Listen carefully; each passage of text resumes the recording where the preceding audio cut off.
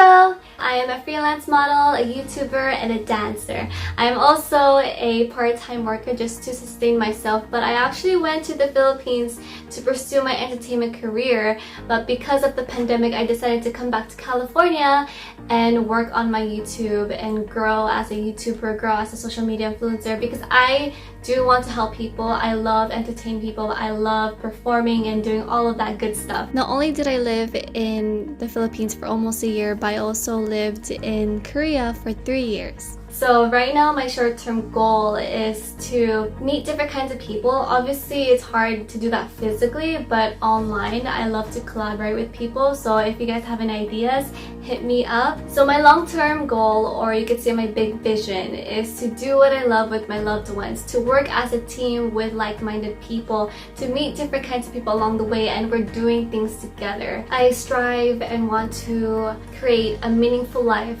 and hopefully share that with the people around me. What's going on? It's your boy Prince James. I am from Texas. First and foremost, man, if you haven't already registered to vote, make sure you do so, man. Remember, your vote matters, man. The moment where I'm at in my life, I'm exactly where I'm supposed to be. No cutting corners, you feel me? No anything. My short-term goals, I know this may sound cliche, but I want to be a better version of myself each and every day. My long-term goals, I want to most definitely be in my purpose in life. My love choose, I'm going to be an entrepreneur. You know, if you only do what you can do, you will never be more than you are. Holla at your boy. Hi you guys, my name is Naf. This is my 4th year of attending Zoom University.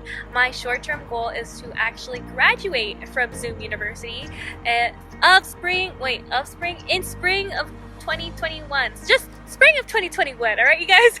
And my long-term goal is actually I want to become a physical therapist and have a clinic of my own. I have been very fortunate enough to work with physical therapists in a hospital setting, and I will never take that for granted. It was such an eye-opening experience and I loved it so much. What we do on our free time or what we do on our daily lives, and for me when I'm trying to de-stress from school, I tend to go for a walk, or in this case, laying grass. So yeah, I hope you guys enjoy this Zoom conference, and I can't wait to hear from you guys. Bye-bye!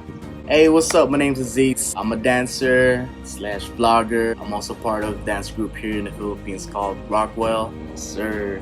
Right now I'm feeling a little excited because we just got done shooting all our videos for our online Rockwell concert coming up next week. I was a little stressed because of that this past couple of weeks, but I'm relieved at the same time. My short-term goals at the moment is to increase all my followers and subscribers on all my social media platforms. My long-term goal is to be a successful business owner, hopefully own a couple of chain restaurants, and ultimately be happy, successful. Hi, I'm Isabel, or you can call me Belle. So I am a 4th year Fine Arts Advertising student, and I'm gonna graduate next year. Where I am at the moment, I'm finishing my thesis and I'm organizing and planning things. My short-term goals would be just to work in the creative and communications field and to earn through what I create artistically speaking, and collaborate in the future. My long-term goal would to be just independent, to maybe own my own business, to travel and to live my truth and inspire other people to live their truth. Hi you guys! Yo, it's Jojo! What's going on? Hello! It's Isabel. And we're gonna do our first episode about self-love and love. As you can see from our introduction about all of our mini stories, we're gonna share with you our experiences through our answers. I already prepared the questions. I'm gonna use this decision wheel and it'll randomly choose us who will go first. Well, that's interesting. Nah, be that first. Be that. Rude! It's Isabel first.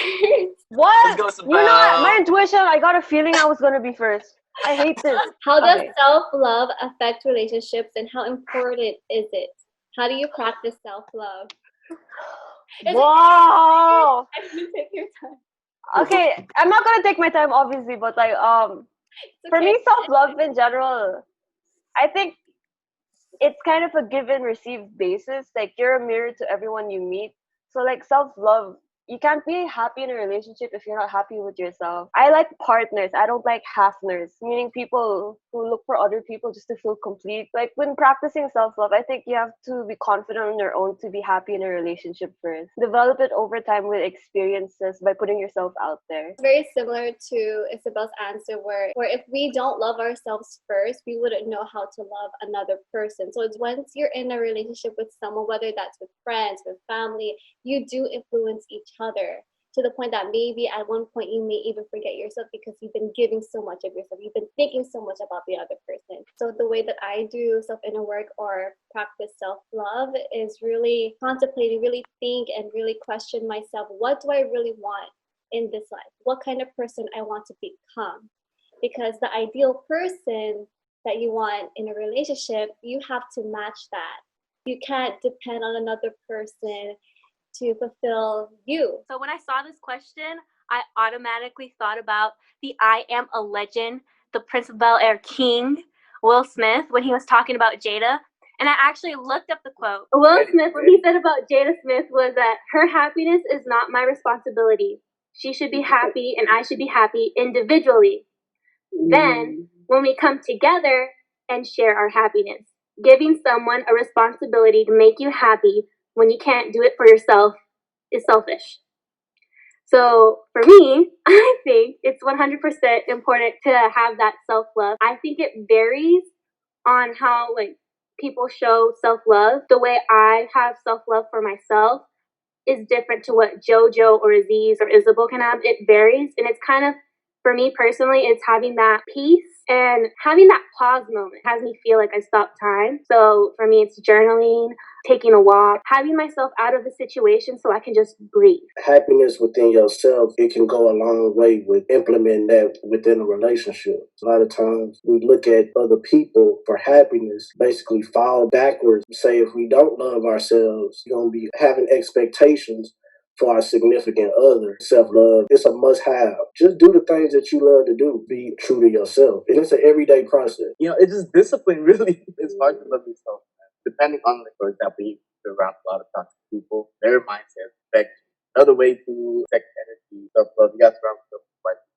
For the second question, it would be, what do you consider or what do you look for in a relationship before entering in one for it to be a successful and healthy relationship? Man, I'm gonna So Aziz is going first, right? We're gonna go backwards.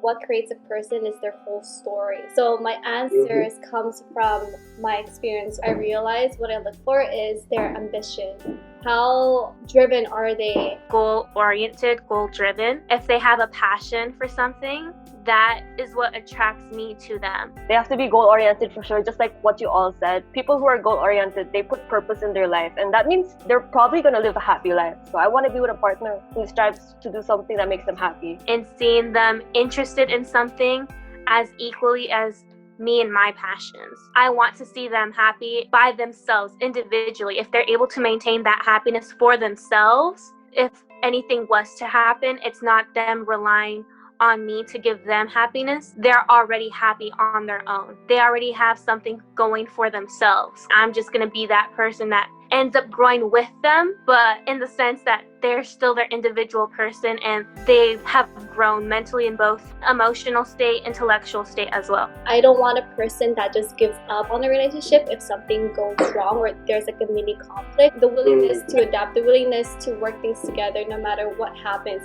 Because especially the way that I am, as you guys know, but for the viewers that don't know, when I come to terms that I want to be close to you and I love you, I go all in. So I'm looking for someone that could also do the same thing too. Because I know how to love because I know how to love myself. So if another person also knows how to do the same thing too, then it'll work out because we're our individual person. But when we come together, we'll become a power couple. That foundation of friendship, I think that's for sure important. Those times are hard. You'll have those values in a person to fall back on, which is friendship. If you is in a relationship and it is rocky, when looks is cool, but have that mindset that'll match. You feel me? I'm not looking for somebody that's perfect. I don't want to. I want to grow with you. Talk about these intimacies, this different kind of intimacy, emotional, intellectual, conflict intimacy, man. All these different types of intimacies that we can learn and build. You know, so yeah. I can keep going. Sometimes I like a little bit like white lies, or just gray area. That's like when you start doing that, you can lie about this, you can lie about that. If you can lie about the great things, man, you can lie about the big things. So honestly, respect your partner, no matter how angry you are at the moment, your judgment, because sometimes you can say things that you can't take back. I'll just summarize what I've been thinking. So basically, the first thing for me, I want them to be someone who puts a lot of effort in themselves. Because how can I expect them to put effort in our relationship if they don't put effort in their own life? So I think that's very important. Second one is, I don't know why I thought of this, but if LDR works, then our relationship works, meaning our communication is always there. Because I noticed, even with Jojo, I didn't expect to be friends with her for this long. I was surprised. We just talk on the phone a lot. The LDR, if we can handle that, we'll probably have a good relationship. And then the third one would be vulnerability. Because I feel like some people, they tend to hide stuff when they're going through something. And if you don't share that, sometimes it closes the connection. So I don't like that. So I want the guy to be able to open up to me or give me his trust. Otherwise, I'll just feel like I'm not in his life. This is the last one. I don't know what people will say to this, but I was thinking I will look at his friends. What type of friends or people he surrounds himself with? I don't know if it's from my own experience, with friendships or people I know. It's just because some people, they surround themselves with bad people, and people can influence them. So I want them to have friends that actually match them, or they're more positive. Because otherwise, if I see that their friends aren't like that, there's a possibility he can just turn over to something bad. So yeah, that's overall my answer. I just want a dude like that. So yeah. Oh, buddy, she just dropped bombs on us. That was hard. Oh, Yo, that was powerful. When she dropped that last one, what his friend, what friends you surround yourself with? Yo, I did. Ooh. Yo, none of us thought that. Yo, we're all Nice. holy crap. The question is, after encountering different forms of love, for example, family love from friends, love from lovers, and etc., what did you learn about it?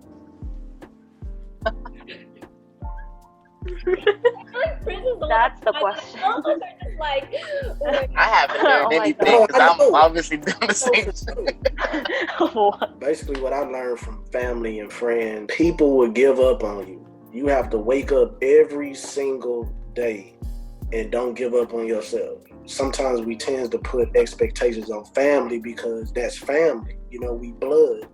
But everybody that's blood, they don't see the same mindset in you. As far in the same thing regarding with love. That's why you have to wake up every day and never give up on yourself. When I think of what I've learned through friendships and family, honestly, I think it's really painful on my part. I don't know about other people, but I think there's always pain associated with relationships. I forgot the whole line, but I remember Olaf said something like, you're worth melting for. When you choose your relationships, they're always going to be a mirror to you. So you always have to work on yourself to be in a fulfilling relationship. And then the type of people you choose, they should be someone worth struggling for. When I think about form of love, for me to accept myself and people is understanding their background stories. Love taught me how to be patient and helped me to become more open-minded, that there are different journeys for different people. And I may not want to continue being friends with them, but I will give that respect that you had your own life that you are dealing with. It's crazy because I know you guys' history,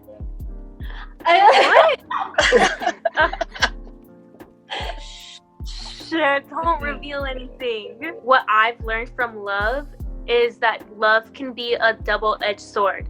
It could cause so much pain, but at the same time, cause happiness that you can't describe with words. Like Isabel says, you have to be careful who you pick and choose to put that time and effort. Like with what Jojo is saying, it comes with deep understanding. So you have to be very careful on who you give your love to, because again, it could either harm or provide a happiness that you have never experienced before. I could feel your guys' reasoning and like stories behind your guys' answer. You know what I thought about when she said that? You have to protect your love. Not everybody see the love you see. True. Family, you really have to put up with the rest of your life. Your friends, you can pick and choose who you love. So loving your family unconditionally, regardless of your differences, you have no choice. It's really difficult with family members. That's like the hardest love, because from the very beginning since you were a child, facing that off of your environment. So that's gonna affect love for your friends, anybody who's people. Everything you learn about love starts from home, your family. It affected the way I see or how I treat my friend, loved ones, because I'm basing it off the love that I receive now. Question, it is happiness the simplest thing to get but the hardest thing to find? I think that it's very hard to find happiness, or not find, but maintain happiness. But it is something that you have to have a different perspective to obtain happiness, if that makes sense. It can come from simple things, which makes us think that it's easy. But in reality, I feel like happiness is actually overall something difficult to find, depending on what perspective you have or what thought process mentality that you have. So having that adjustment is something that I don't think would be easy for many. I wouldn't think that it's easy to find, but I also don't think that it's easy to maintain. It's something that you have to work daily, similar to like self-love. It's a constant thing that you have to keep in mind and think, all right, like, I want to be happy. What are the steps for me to get happy? It's breaking it down. Happiness is found when we are always continuously working on ourselves, still happy. If you in charge of your happiness, it could be the simplest thing to get. Once you have that control of your happiness, it'll be easier for you to obtain happiness. The hardest thing to find, don't try to find somebody, let it come to you. It's not organic, it's forcing. As humans, we're very complex. Happiness is fulfillment. We always have to be in alignment with what we're doing, even when things get hard. Alignment meaning we're actually doing what we want to do, and we're surrounding ourselves with the people we want to be with.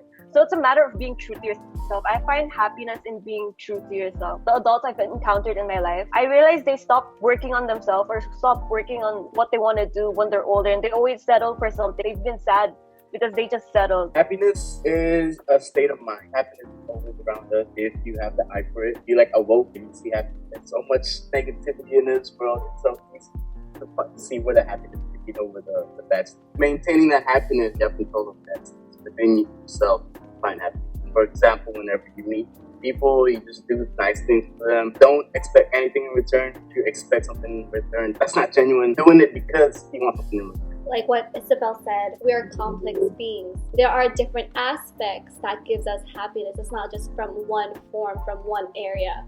So for example, we could be having the greatest day. We're like, oh, we're so happy. Like I started my day well, I exercised. But then another person that you really care about started yelling at you. Like you have a problem. That kind of energy affects you, so you're not happy anymore. So it is the type of exercise that we have to build for ourselves. And if you truly want happiness, it's something that you have to accept. A lot of people just settle. Because yes, we could find happiness through simplest stuff, but then there are other things that affect us as, in our lives as human beings. And also talking about what Prince said, there are many instances in our lives where we try to control things, and when it doesn't go our way, we end up being upset, which is, again, understandable depending on the situation. So we have to learn how to find happiness by letting go, whether that's with love or situations that we're attached to. Maybe right now, this is something what we really want, but the universe is saying, or whoever you believe in is saying, this is better for you. Like, you're going to encounter this at the right time. And that's a lot better than our current situation. So happiness takes on different forms from different aspects in our life. What message do you personally want to give to the audience that you feel they should know or think deeply about? Message that I want to give out is, are you comfortable with being uncomfortable? Are you willing to step out of your comfort zone in order to see a newer world, something that is bigger beyond your eyes? And that is my message. To focus on yourself and stop focusing on other things, because you won't find happiness there. Focus on what you desire and actually take the effort to put it out. Like whatever you want to do, it's better to put yourself out there always and explore new things so that you can find happiness there. I just want you to be happy wherever you are, whoever's listening to this, just be happy. There's a lot of stuff going on in the world right now. Be happy and spread that happiness to wherever you come in contact with. It starts with you. It's the little thing that a little pebble that's so small, but if you drop it in the lake, it creates a big ripple. So be that ripple, be that pebble in this world. The key to get out of that depression or anxiety kind of energy or environment is to move. You have to, as hard as it is, the key is to take action and move forward. We have tools around us. It's just us. We have to be creative. You could do it. Obviously, we're not going to give up because I know you guys want to reach for happiness. You're not alone. As you can see, there are people here in the Zoom meeting. We all have our own struggles. So despite of how I portray myself, just know that I'm also struggling the way that you are. Find that gratitude from within and from without. If you only do what you can do, you will never be more than you are. If you only do what you can do, you will never be more than you are. So whatever you work for is what you're going to receive. I have a mentor, shout out to Sean. He say, write your eulogy each day that you live. So write your eulogy. It's your life. Whatever you work hard for, you will get out of it. That's the humane thing. Reach out to Jojo. You know, if you have anything, you know, or Nap or Aziz or Bell, you know, just anybody, you know, because we all in this together, man. So, yeah, for sure. This is the end of our first episode. There is going to be an episode 2, and it'll be a lot juicier. A lot. Oh my god. So this is just the introduction, the opening. So please, you guys, look out. And again, thank you to Aziz, Isabel, Naphtali, and Prince for being here with us. Again, reach out to us, any of us, because we really have our different stories that we may be able to help you with. So Thank you, Jonah, for putting this thing together. Yeah, thank you, Jojo. It was really fun with knowing you guys. Now, Bell, thank you so much. I enjoyed it. Bye. Bye, guys. Love you guys, man. Y'all be safe. Love you guys. Very nice. Take care.